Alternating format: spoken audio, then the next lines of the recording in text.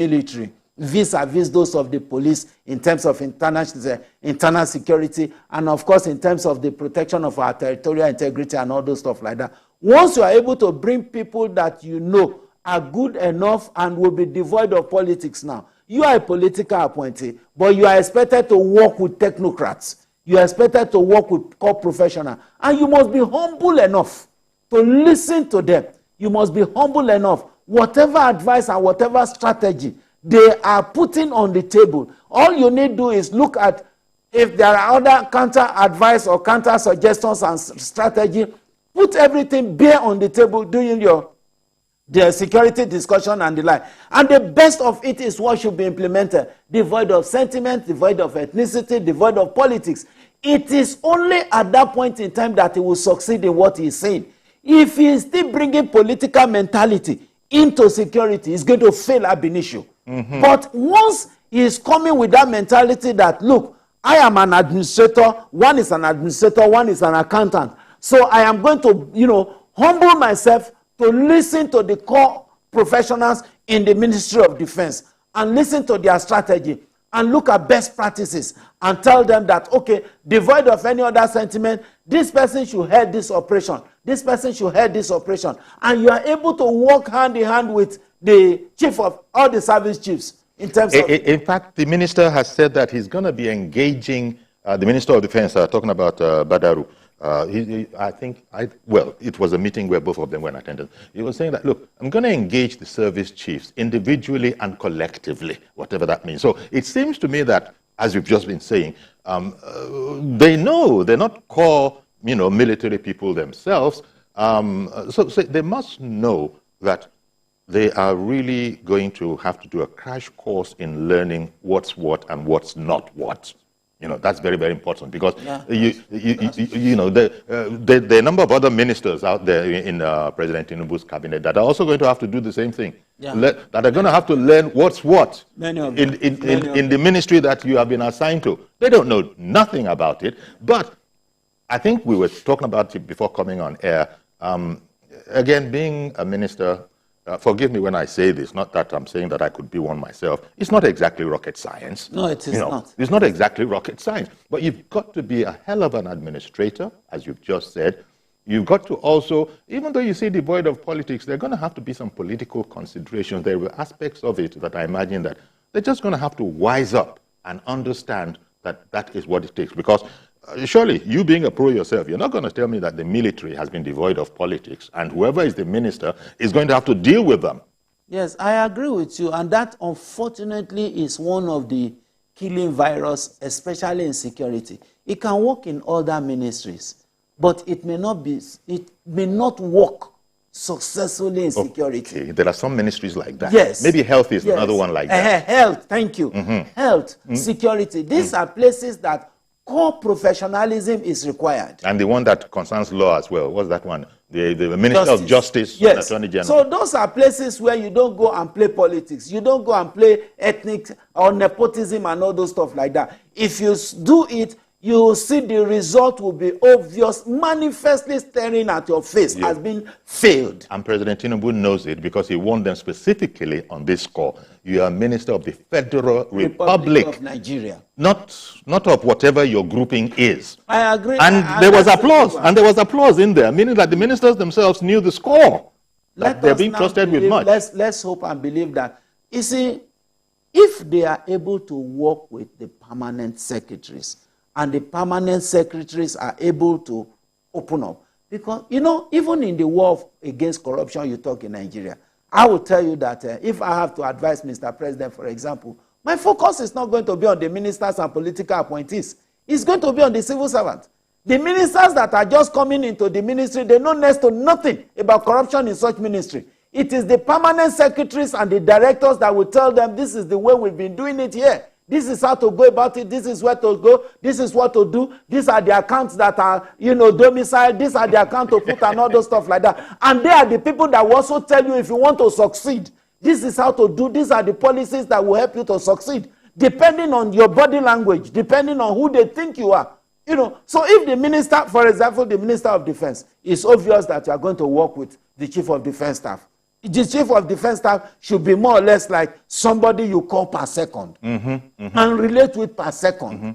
Because and yes, he knows the lie of the ground. Yeah, he knows yes. And all the service chiefs technically are under him, just as all of them are under the NSA and all those stuff like that. So even though these guys have been governors and have had to deal with what is that thing?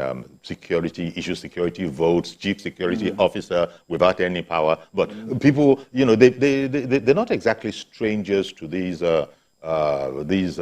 forces, these people that, you know, control all of these forces. Architecture. And the security architecture. And when you see them, they always are deferring to the civilian authority, which I think is an important thing. Yes, Nigeria has had its problems, its woes with military through the ages. But at the end of the day, we're coming into an era where the civilian authority needs to take charge, whether or not they are able to do so successfully. And quite frankly, I can't see why they wouldn't. No, it's not the first time, Uncle Yori. Yes. Ribado's father was a minister of defense. So Kwankwaso was minister of defense in this country. So it's not the first time. And I can bet you it won't be the last time, depending on who the president feels is ready to work with in any of the ministries we have in the country. But the main thing is the person that is occupying that office having that vision to ensure that security is attained. You are talking of banditry is more or less like a rhetoric, what do you call it, in short, a recurring decimal, a kidnapping. You and I were afraid to travel by road, not necessarily because of accidents. We can maintain a speed limit and travel from here to Abuja and be safe, just cruising at a minimum speed limit, all to prevent accident. But can you do that to prevent robbery? Can you do that to prevent kidnapping?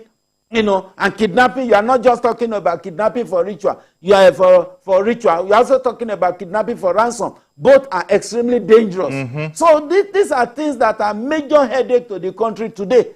You know, you know, I don't know how true it is, but we've been hearing that, well, these aspects of criminality that you're talking about are accepted, because I think a lot of those, this kind of criminals are hiding under the much larger groups of Boko Haram and some of those. And we've heard in the past that somehow the military architecture has been stymied in dealing with them, because we've been hearing that, well, you know, at the same time, these are our people. These are Nigerians as well. We can't go against this whole situation as if we were going against an external enemy. I mean, a lot of people don't understand that, but maybe you can explain it a bit better. You know, in counterinsurgency, you have the kinetic and the non-kinetic approach, depending on the situation. The first thing is to look at the carrot approach. You know, in terms of a campaign, in terms of plead, in terms of discouragement. Now, by so doing, you can also provide employment, provide social amenities, look at issues that would encourage anybody to join any banditry group or any terrorist group. Those reasons, try to remove them. And by removing all those reasons, you have succeeded in narrowing and restricting or reducing the volume of people that will find those level of crime attractive. Now, having done that, there are some that are demonically possessed. They are unrepentant. Now, that is where the non-kinetic, the kinetic approach comes in, which you call the military intervention or the intervention of force. Of course. You know, so both are highly instructive when it comes to counter-terrorism or counter-terrorism approach and all those stuff. They are highly instructive. But in terms of some of this, like kidnapping, for example, you know, you look at a lot of things, but I see that deterrent is a major force that the government can use to prevent kidnapping and in its totality. Our forests. Yes, yes, but this the deterrence part of it, not that I wanted to bring in many ministers' name in comparing with another one, but take the kind of approach, and don't comment on it because I know we could do a segue there, that Wike is adopting. I will step on toes. If you've done this that shouldn't be done, it's coming down. They say security is not like that. No, that's not true. In security, you have those that are at the theater of operation. Those that are at the theater of operation, they are not eloquent grammatically. They don't speak the type of Queen's English we speak. Let me come back and deal with this, Tony. Stay with us, please. We'll be right back. We've got this short break. Everything. Nivea Lumina 630 works from day one with visible results in just 2 weeks and 71% dark marks reduction in 12. Join the 1 million women already using Lumina 630 from Nivea. Okay, welcome back then, and we're talking about improved security arising from the promises of the new defense minister. And we just got to an area. It's an ongoing topic point. You've heard it before if you've ever listened to any radio or TV current affairs subject on security. This whole matter about guys, you got to be very, very careful about how you go about analyzing this issue. These are our brothers. Yes, they might have gone wrong for a while, but even President Muhammadu Buhari, at one point, he was saying a zero tolerance. I don't know that we got very much out of General Buhari, as the Punch insists on calling him. So what I'm saying in there is that you can't tell President Buhari, you couldn't have told President Buhari anything about security by way of a lecture. In fact, a lot of us thought that, no, these are good times for us. We have an ex-military person, a general no less, who has been in charge of the country before. It didn't come to anything. It didn't come to anything. So this is why I'm concerned that, well, there seems to be a lot of work to be done because, like Nigeria and its football, everybody at home is an expert when it comes to who you should field, what the strategy should be. We know, we feel we know that which needs to be done. Tony, we're in a delicate situation, and I do hope that the duo of Messrs. Badaru and Matawale have got their ducks in a row, because Nigeria is going to be expecting a lot from them. The president said it for us. The president said it, I think it was yesterday, the day before yesterday, that not just him, but Nigerians are expecting a lot from all of those ministers. So there's very little room for messing up, sorry to use such a terminology. One of the reasons why terrorism is still sustained till today is the statement you made earlier, that they are our brothers. Mm-hmm. And because they are our brothers, we can't come all out. Yes, agree that they are our brothers. Out of them, we've had those that you call repentant terrorists. Now, what happened to the rest? Let us assume. And out of those we call repentant terrorists, we've also had stories of some of them now becoming informants to the terrorists. Some of them also now becoming supply chain to the terrorists and all those stuff like that. Some of them even going to the larger society to now become criminals. Now, so these are issues that are, some will say sensitive. Some of us don't see it as sensitive. It's a matter of a political will.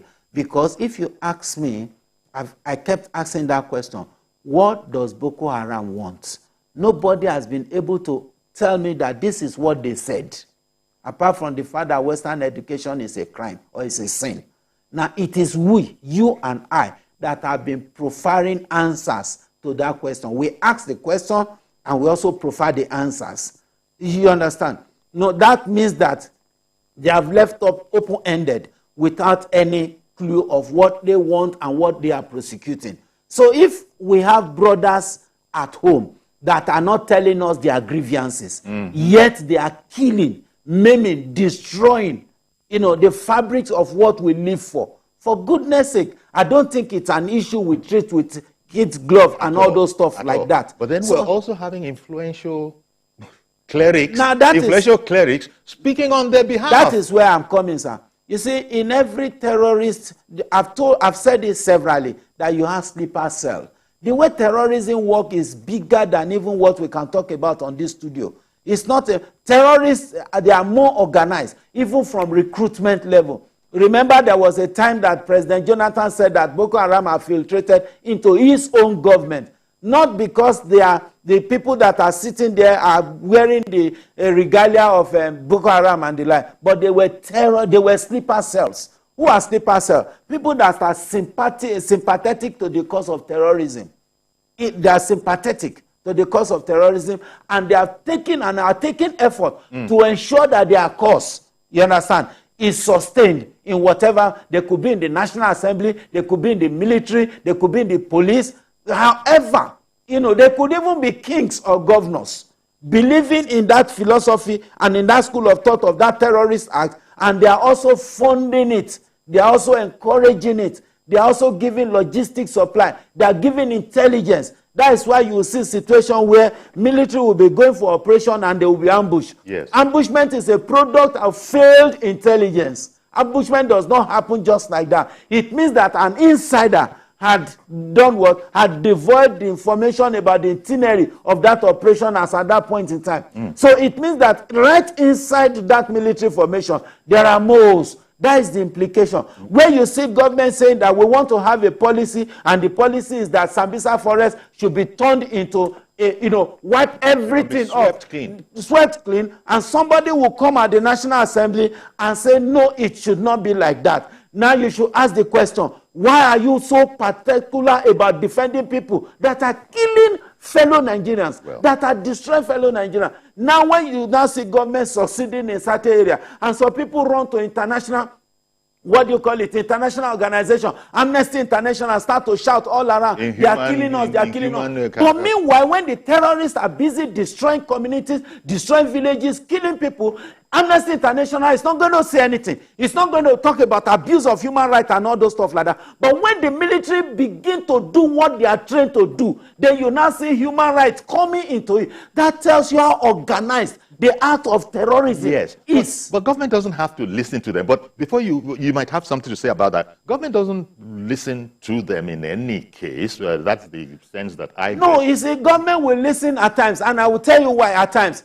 You see, when... I don't want to delay. I beg your pardon, sir. There's someone on the phone. Good morning, Mr. George. Morning, Uncle Yori. Thank you for calling. And greetings to Tony. Yes. Good morning, sir. Uncle Yori, with due respect to the Minister of Defense, I want to say that the time line he gave of 1 year is too long. We can't remain like this for another 1 year. Security agents, the security agencies, they know the enclaves of these bandits and kidnappers. They even know their names. And they have their photographs. So why should it take them 1 year to reach them?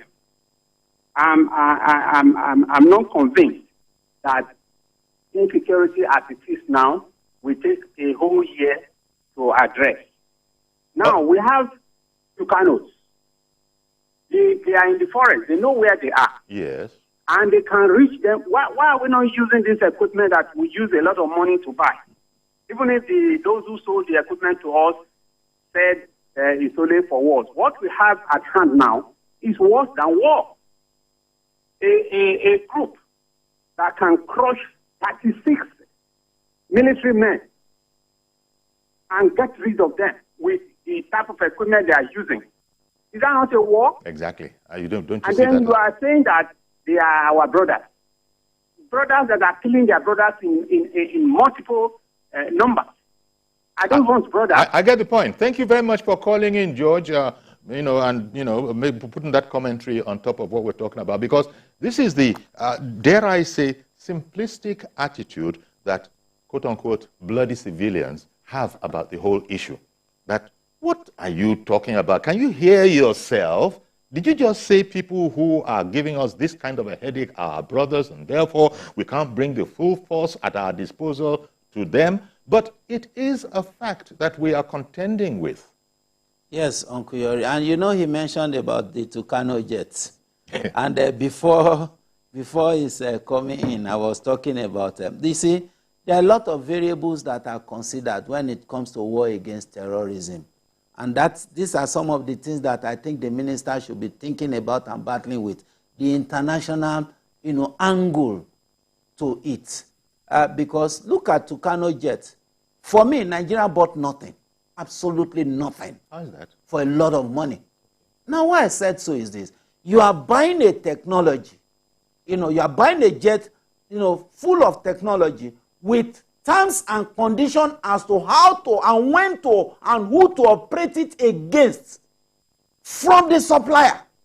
When you purchase, look, if I purchase my phone, I should have absolute access to everything that I've paid you.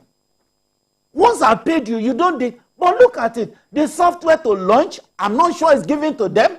And if it's given to them, the terms and conditions are so strict, they cannot use it when they ought to use it. Is that the meaning of purchase? Now, is that a fact? Is that a fact, Tony? Because, as you said, that would then legitimize what you just said, that as far as I'm concerned, they bought nothing. They bought nothing. I'm not apologetic about it. If the military believe they bought some, look, that they can't a lot of military are dying every now and then. Our trained soldiers. And here you say, the government has spent a lot of money, refined officers, because we have some most, when they have been trained, they are capable of doing anything. And they are capable. Who are these sergeants you talk about? And who are they? We have equipment that you know for a fact they are not able to deploy anyhow they want, with the full potentiality being available to them. So at the end of the day, what are we talking about? That's why I said, if the military, look, we have APC for example. Nobody is talking about whether we can use it or we cannot use it. We use it whenever we want to. Oh, I was stumped for a moment. No, I'm on personnel carrier. Carrier. Yes, I'm on personnel carrier, not the political, not the political party. Now, there are a lot of equipment that the military uses, at their own disposal. But when it comes to this Tucano jet, why is it that the terms and conditions are so strict that they cannot use it when they ought to use it? Can the military convince us that they have the software to launch it when they want to launch it? Have they used it, even tested it for once? I would just say to you, Tony, that what you've just said is news to me. I didn't know what you've just shared. Let them tell us. That's the issue. I didn't know that it's possible to buy a Tucano, for example, and all of its prowess. Somebody is now holding all of that and saying that, subject to our terms of contract. Most of the technologies now, most of the sophisticated technologies now, that is how it's done. I see. Yes, that's how it's done. They licensed it. Even some of the technology you use in your office, they will expect you to be paying royalty every month or every year. But even if that were the case, we won't have a problem paying. But Stephen in Abuja, good morning to you, sir. Sorry for keeping you waiting for a bit. Go right ahead now, please. Yes, good morning, Uncle Yori. Good morning, sir. Yes, I want to commend your guest, Dr. Fayeto, for his analysis that he's been making in regards to the security situations and the assignment of portfolios. Okay. The DG of IIPS happens to be a lawyer. I just want to ask him a question. When he was talking about Badaru being given the portfolio as defense minister, I want to ask Dr. Fayeto on that. As a security professional, can I function if I'm giving the Ministry of Justice and Attorney General of the Federation? Of course, I cannot function well because I don't have the professionalism to function as Attorney General and Minister of Justice. So it's applicable to Badaru that happens to be an accountant. We have a Minister of State deputizing Badaru that is a mechanical engineer. He mentioned Ribadu. When Ribadu's father was Minister of Defense, the hostility, the rate of crime and criminality that we have in Nigeria at the moment was not the way it was then. So, Kwankwaso was also Minister of Defense, yes. But can you compare the rate of criminality and hostility that we have now? He mentioned 36 soldiers were killed by some group of bandits or criminal elements. So we are looking at a situation now. The situation now is that somebody that is a professional, it could be a retired general or a retired police officer, or even a civilian like him that has security knowledge that can function in such ministry. We shouldn't make it an all-political affair. Any input that Badaru needs to make in terms of handling insecurity in this country, it should be professionally done. Yeah, but Stephen, we're not in an advisory, this conversation is not in an advisory capacity anymore. The deed has been done. We have them. We have Badaru, we have Matawale, and we're talking about maybe something that you have also sort of hinted at. We're talking about the fact that the business of the minister is all about the vision. Of course, he's also working with whatever the roadmap of the president is that he's set them off with. And they say that anybody with intelligence and the, what is it, the whole infrastructure of having these technocrats and these experts, the permanent secretary I hear is going to be key to all of this. You got all of that. People are saying that we're still good. So why won't you now apply this analysis that you have given? Why won't we apply it? Okay. Why won't we apply it to the ministries such as Ministry of Health, Ministry of Justice and Attorney General, Ministry of Finance? I get you. Touché, Stephen. I get you. Thank you very much for calling in. Say, okay. I'm sure you don't have answer to that. That's why that's touché. I'm sure you don't have. No, that's the touché part. And you remember I also said it, that normally we would expect that it should be square pegs. Although it has been done. We've had ministers of health who have not been doctors. Normally it would have, because the challenge the honorable ministers will have is this. For example, talking about operational strategies, it's either you are leaving it wholly to them, to whatever strategy they adopt, it's okay by you. Because for you to vet their strategy, you must understand what military operation strategy is all about. Yes. You understand, yes, sir? But that's why you have advisors. That's why you have advisors. Anyway, but... If you're a civilian. If you're a civilian, So for me, like I said, they are just going to do administrative work and also ensure that whatever that is being done there, key into the mission and vision of Mr. President. So like you said, the deed has been done. We can only but advise them. And that was why I said that since they are there and they are not called professionals, what do? They must have humility. They must be humble enough to listen to those that are technocrats there. But they must depend and believe on their skill, technical skill, and which must be devoid of their own understanding, parochial understanding of security. And I use that word, parochial understanding of security. You are talking of national security. It's no longer the state security you operated in your state and you were not having power. But sir, I hear what you're saying. But okay, let's go to the most powerful nation in the world according to all the writing. Talking about the U.S. The president is the commander-in-chief of the whole military waiting call apparatus there. The man he's concerned himself with law in Harvard. Apart from politics, he probably has expertise in that as well. But then again, you could see when, for example, when they wanted to take out, what's that guy? The popular worldwide guy. Osama bin Laden. Oh, Osama bin Laden.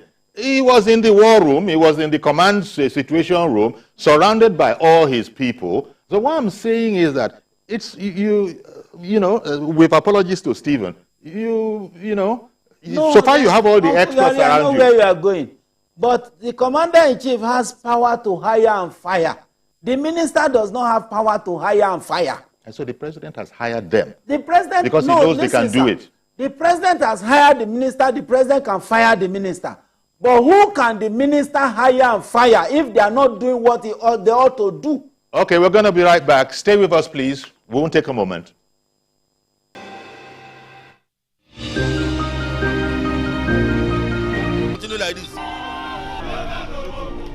Their voices re-echoing through time itself. We haven't done anything. If the tide is high, everybody run for safety. Their tears leave a sweet, sour taste for all their demands. A familiar call beckoning for change. In our world, no one expects a disaster to happen. But when it does, we'll be there to x-ray all sides, from the east to the west, north and south. Community Forum will examine the oddities and challenges to economic development, as well as issues yearning for government intervention. Watch fresh episodes of Community Forum on Sundays by 9:30 p.m. only on TVC News.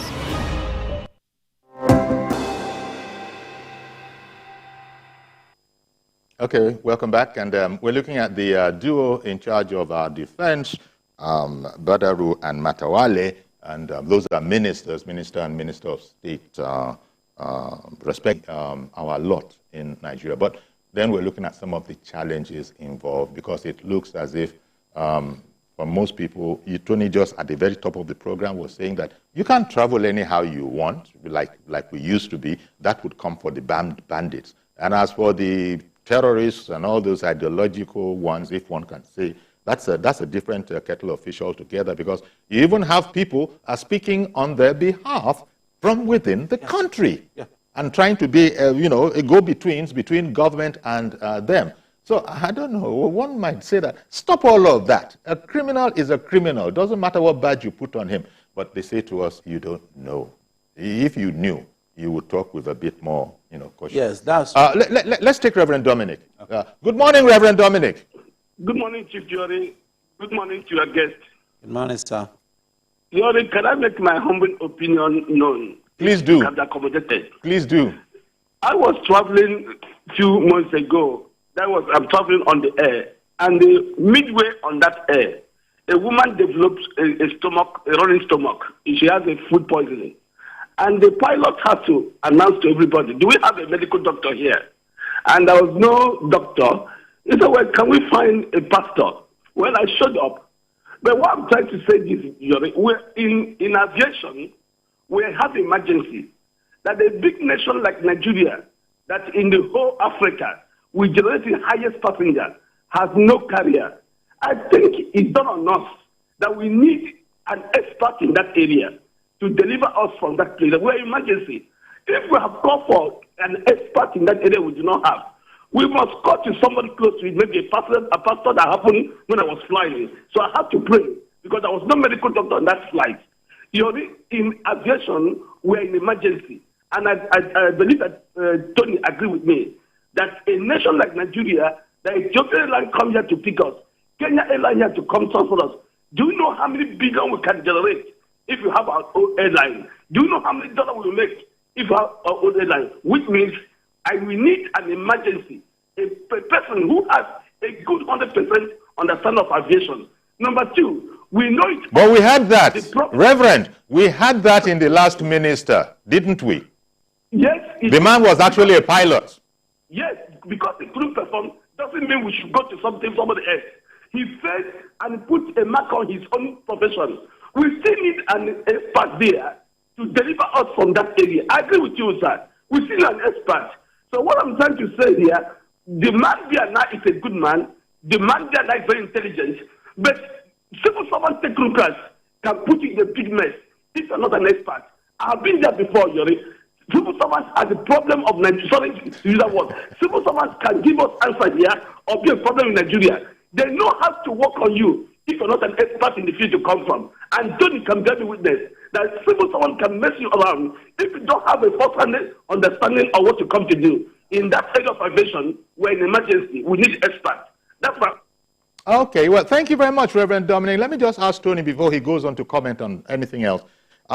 Isn't Reverend Dominic, although he's not alone in thinking the way he's thinking, aren't they sort of getting it all wrong, saying that the civil service can mess you up? It's not as if the civil service is a mystical order that nobody knows what they're doing. I said it now. They're not a mystical order. No, sir. I said it. That look, the headquarters of corruption in Nigeria is not the political class. I'm sorry to say. It is the civil servant that teaches the politicians where the monies are, how to steal it, how to move it, when to move it, the document to use to move it, that is the time to move it. Assuming that any minister has an interest in that direction in the first place. If the minister does not have interest, they will teach him. They will give him the interest. And then because at the end goes back of to the the caliber of person that the president puts in charge there. I agree with you. I agree with you. For now, I'm not going to talk about the character of the people that are there. For now, I assume that they are impeccable until they prove otherwise. So let let me premise on that rebuttable presumption that they are impeccable. But they must understand that the ministries that they are is the headquarters of corruption. And whosoever is going to superintend over that ministry must expect that temptation that is almost very difficult to resist. And looking at the pedigree of these people, how are they able to resist such temptation? But that is a rhetorical question. But Tony, Uncle Yori. What you're saying, Tony, isn't it acquired knowledge? I mean, you can't be speaking from personal experience. So it must be acquired knowledge. Acquired knowledge. That this is learning. This is things you have learned. I mean, I'm just speaking for those guys. Uncle Yori, you are in public service. Have you ever related with civil servant in Nigeria before? No. Have you done anything in the civil service before? No. Nothing? Nothing. I think I have done some things in the civil service. And I can tell you authoritatively that the average Nigerian that have worked in the civil service understand what we are talking about. If the government is interested in battling corruption, the government should take the war right into the civil service. Right into the civil service. Okay. Mr. Abubakar, in Kaduna, good morning to you, sir. Good morning, Uncle Yori. Thank you for calling in, sir. And good morning for the wonderful job you are doing in our own country. Thank you very much. Uncle Yori, you have a guest and a talented guest because he have touched where my mind is boiling. The real corruption is in the civil service. I worked for 35 years under federal government. And I saw, and we connive, and we even show everybody who is interested in stealing money. Because if a minister comes, he will have a brief with government top functionaries. Those government top functionaries will tell the minister that this is our budget. This is the real budget. This is the inflated budget. This is how we can get the money. And this is what we can use. This is the leftover. If, let's say, for example, a project will cost 1 million naira. It may be the project is only maybe 200,000 naira. They will tell him remain 800,000 naira. And we will now raise a memo for you. You will approve. We will now print every blueprint of the project, and he will approve. Now he will take it to the president. They will now raise water, do everything, steal the money, and those civil servants will defend it. The minister will only take the money. He has no job to do. The civil servants are the one to do everything, defend everything, bring receipts, do everything, clean and clear. Nobody will trace it. So if they want to fight corruption, it is the civil servant, those permanent secretaries, those DGs in parastatal agencies, and whatever. That is where the main corruption is. All the money being stolen in this country is being planned, masterminded, and executed by the civil servant. The only thing that they are left with is that they don't get much. It is the ministers that get. And the one thing that makes this to work is this contributory pension scheme. These civil servants, they know they will contribute to their pension. So they will now quickly steal money so that they can be able to sustain themselves, because they know pension under contributory pension scheme does not go anywhere, because it doesn't confide with the inflation in the country. Imagine a civil servant who retired from 2004 up to 2023. His pension is the same. Whether there is inflation or no inflation, if he is collecting 10,000, it is that 10,000 for life. Mr. Abubakar, thank you very much, Mr. Abubakar, for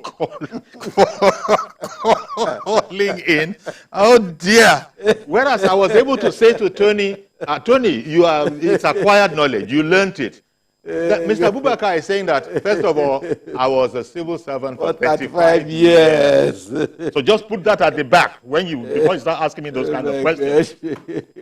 Uncle Yori, you see, I sympathize with Mr. President, but I believe that he is a man that will achieve results at the end of the day. Indeed. I'm not pessimistic about his ability to achieve results. He's a chartered accountant himself.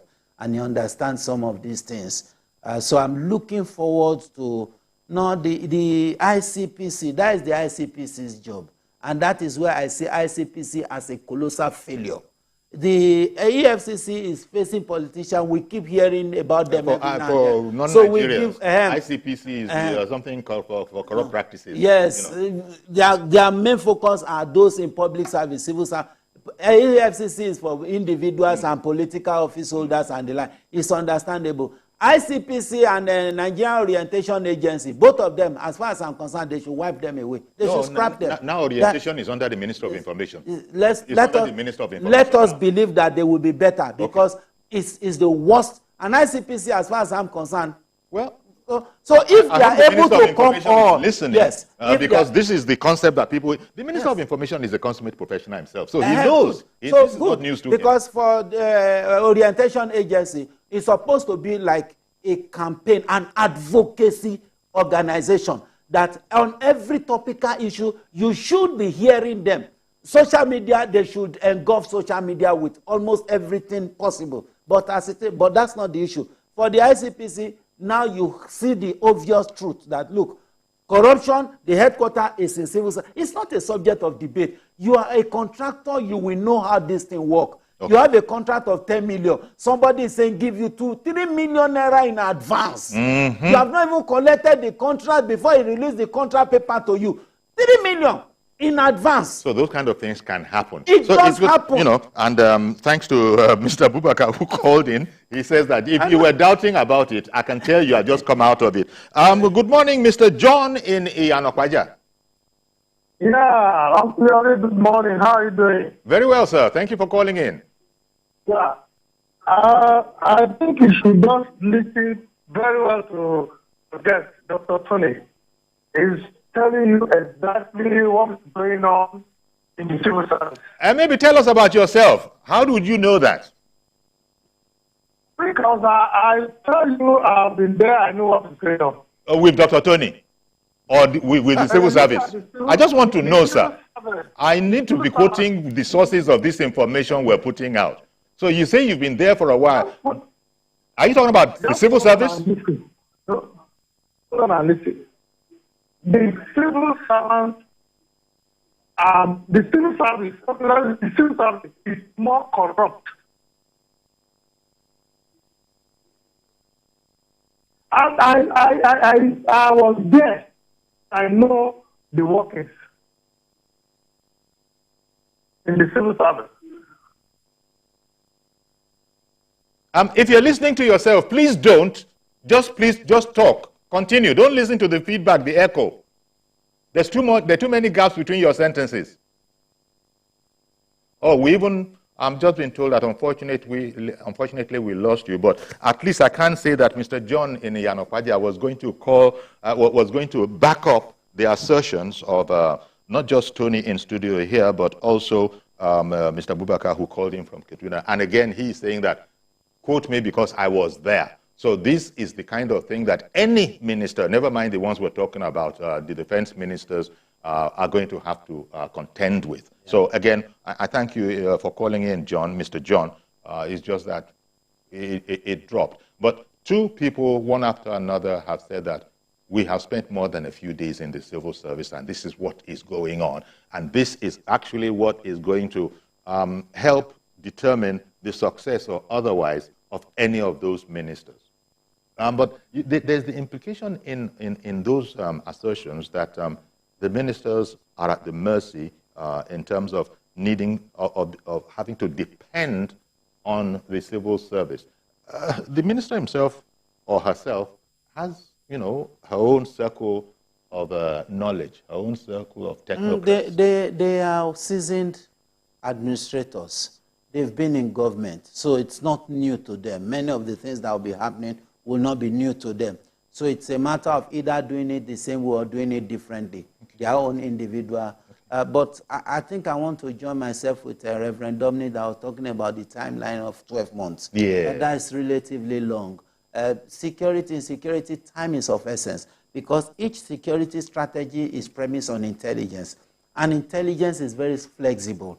Intelligence moves like normal human being. you know, once you are here now, intelligence says you are here now. Now, once this program is over, you go somewhere else. Intelligence has shifted already. So anything that has to do with you now has to be when you are in the studio. Any other, once you leave here, intelligence has shifted. So I think if you are giving terrorists 1 year, you are giving security agencies 1 year to deal with some of these challenges, it's too long a time. Okay. Now, but having said so, you must also be talking about position placing. It's a strategy, even in our domestic homes and all those stuff like that. To what extent have you been able to stamp your authority as a new minister, as new self-defense of Air Force, Navy, or Army? You must be able to establish your own presence in such a manner that they will know that this is different. Exactly. It's different. Because the buck stops at the minister's table. Very well, very well. So it must be such that now we should be able to say that some kidnappers' hideout, some forest has been dismantled. Now, these are the type of information I want to hear. I want to hear that, you know, just like we're talking about some oil pipelines were discovered that have been siphoning oil for 9 years and we didn't know, and all those stuff like that. Ritual killers then is a major menace in this country.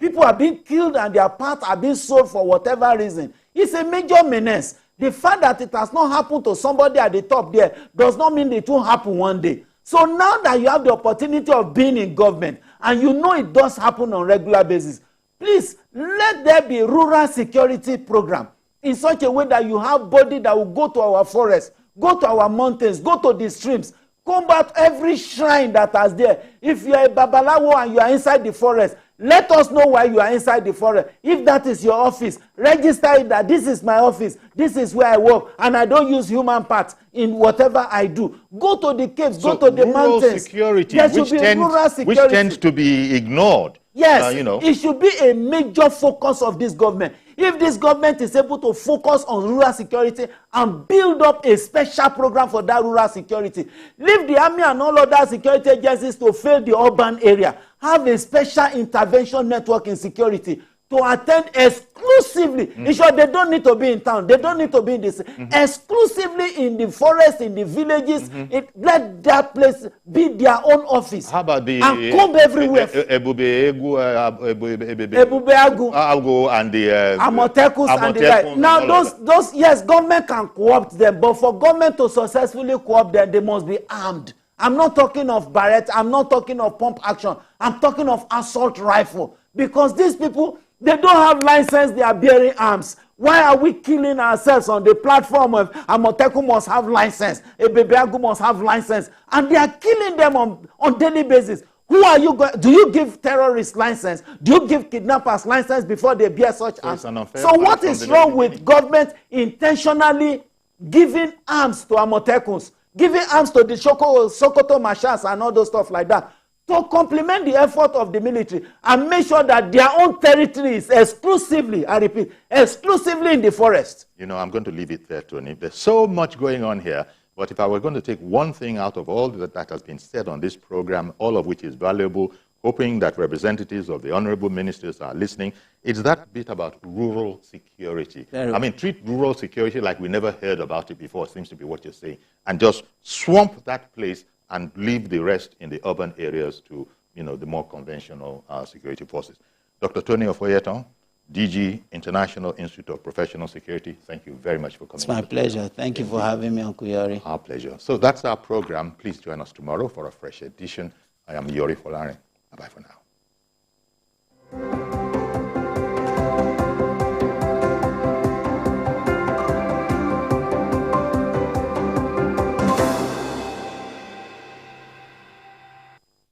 Imagination of TV. A brand new sundial with StarTime's inbuilt technology. New TV innovation with an inbuilt decoder that connects you to both StarTime's antenna and satellite signal. StarTime Sundial TV, you can enjoy over 300 local and international channels, 1 month StarTime's highest bouquet for free, automatic system update. More benefits, more affordable. StarTimes Sundial TV is available in all StarTimes branches and dealers countrywide. StarTimes Inside, entertainment inbuilt. The following is a paid presentation by ShopX TV. Do you spend the night trying to get comfortable? Your knees rub bone on bone. Your back and hips ache. You wake up in pain? Not anymore. ShopX TV is proud to introduce the Contour Legacy Pillow, the patented, ergonomically designed tapered leg pillow that naturally fits the contours of your legs, knees and thighs to help align your spine and alleviate pain. Watch, when you sleep on your side, your leg falls forward, twisting your pelvis and lower back, putting pressure on your spine, hip and sciatic. But the Contour Legacy Pillow cushions your knees and cradles your legs, relieving stress on joints while restoring your lower back alignment. Sleeping on your side, your leg comes over and puts you out of alignment, causing lower back pain, hip pain, even knee pain. By using the Contour Legacy Pillow, it restores the natural alignment of the spine, helping to alleviate pain and pressure, leading to much more restful sleep. Old-fashioned leg pillows are bulky, but the anatomical design of the Legacy Pillow fits perfectly the shape of your body the way nature intended. You can even use two together for full leg alignment. Legacy Pillow is exclusively ventilated, so it always stays cool and dry. With top crescent design, it cuddles up to you perfectly and easily moves with you. Ordinary pillows go flat, but the Legacy Pillow is made up of soft memory foam, so it never loses its shape and the cover is machine washable. The Contour Legacy Pillow is now available in Nigeria, exclusively from ShopX TV. You could be paying up to 500,000 naira for an orthopedic bed that doesn't properly support your spine. But call the number on your screen now and get 2 Legacy leg pillows for just 69,900 naira.